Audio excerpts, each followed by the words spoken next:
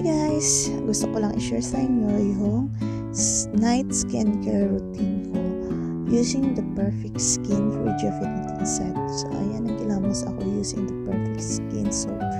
And then, ayan, in-apply ko siya sa mukha ko. And in-scrub ko ng konti. In-massage ko siya ng konti. Pag-energy lang ako.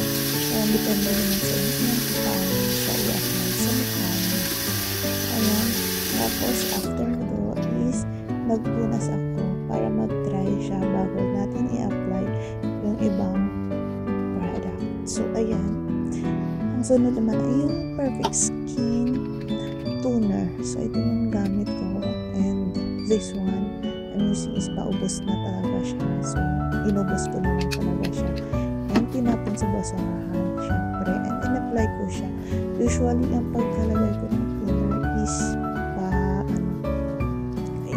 ang direction is puntang tingin. Ewan ko anong right turn siya. Basta target mo. And then also, sinali ko na rin yung leg ko. And then, using this night cream, Perfect Skin.